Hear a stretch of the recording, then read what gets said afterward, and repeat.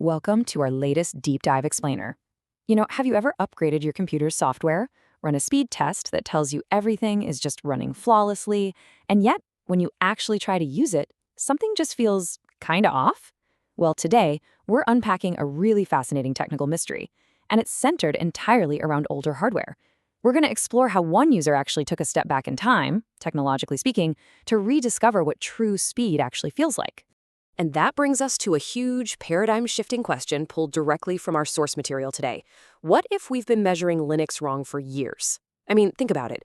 For decades, the tech community has relied pretty heavily on synthetic benchmarks, those rigid mathematical speed tests, to declare which operating system is the best, or the fastest, or the most optimized. But what if those numbers are actually blinding us to the human experience of just sitting in front of a keyboard? So, this introduces the exact subject of today's explainer, a pivot to a very specific system configuration known as XFCE FUSILLI, running on F96CE, which is a variant of Puppy Linux. This approach promises real speed, real data, and a brutal experience, but in the best way possible. It essentially claims that this specific combination can totally revive older hardware.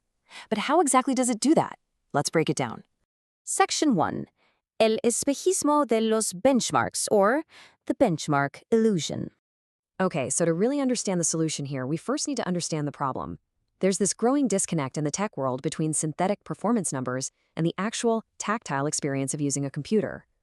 For years, the author was a really loyal user of EasyOS, and make no mistake, EasyOS is a brilliant piece of engineering. It uses this clever RAM-first architecture, smart overlays, lightweight containers.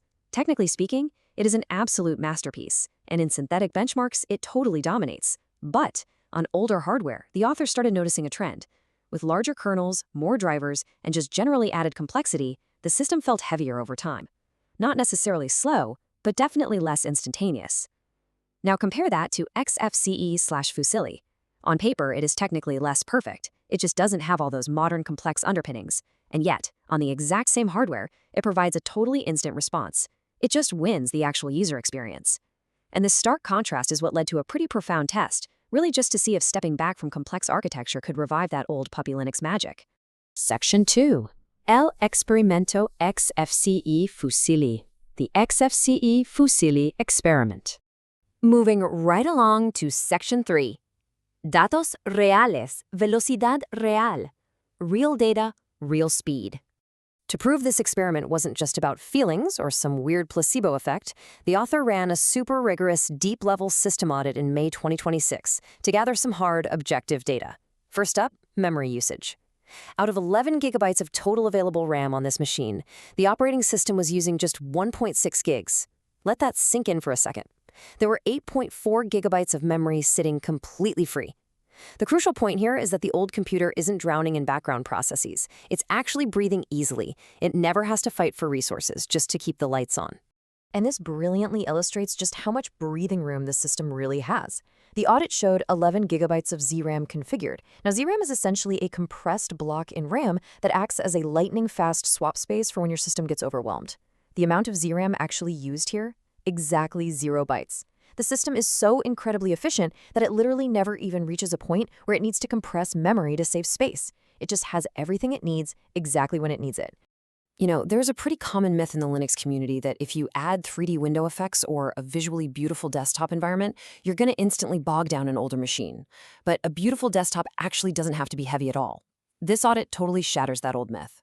The combination of the XFCE desktop and the FUSILLI window manager processes barely even registered on the CPU usage. Efficiency really isn't about stripping away everything that looks nice. It's about how elegantly the software is built right beneath the surface. Now let's talk about the actual speed of operation.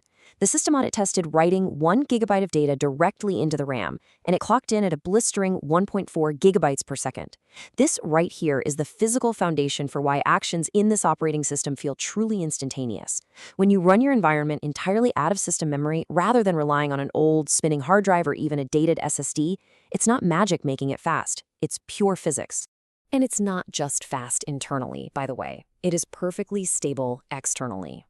The audit ran a really rigorous network test, a full 1 gigabit per second connection, a tiny 6.7 millisecond average ping to Cloudflare servers, an incredibly fast 0.002 second DNS lookup time, and exactly 0% packet loss.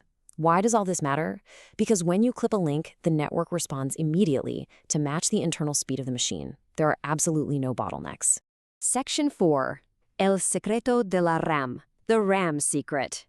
So, the specific technique that makes the heaviest daily task, which is web browsing for most of us, feel totally frictionless, all comes down to how the system handles the browser cache. Modern web browsers write a massive amount of temporary data to your hard drive, which can honestly cripple an older PC. But this system uses a clever trick. It moves the browser cache directly into a location called /dev/shm, which is a shared memory space located entirely in the RAM. By completely bypassing the physical hard drive bottleneck, there is drastically less disk writing. The old hardware breathes better, and because it's reading and writing temporary web files at that crazy 1.4 gigabytes per second speed we saw earlier, web browsing absolutely flies. Section 5. La velocidad que se siente, or the velocity you can feel. We've looked at the memory usage, the read and write speeds, the network stability, but at the end of the day, people do not live inside benchmark applications. You don't sit down at your computer to render synthetic algorithms, right? You live in the everyday sensory experience of interacting with your machine.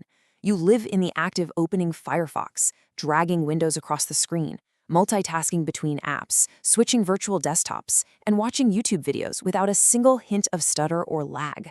When a computer responds instantly to your touch, it completely changes your relationship with the machine. It just completely removes the friction between your thought and the digital action. And that brings us to the emotional climax of the author's experiment. After spending so much time chasing technical perfection and ever higher benchmark scores, returning to this incredibly lightweight, RAM-based setup elicited this simple, undeniable reaction. Madre mía, esto vuela. My God, this flies. It grounded all that technical audit data in pure, undeniable human joy and satisfaction. Which leaves us with this final, really vital question to ponder today. As technology pushes forward, are we becoming way too obsessed with arbitrary benchmark numbers and caring a little too little about how a computer actually feels in our hands?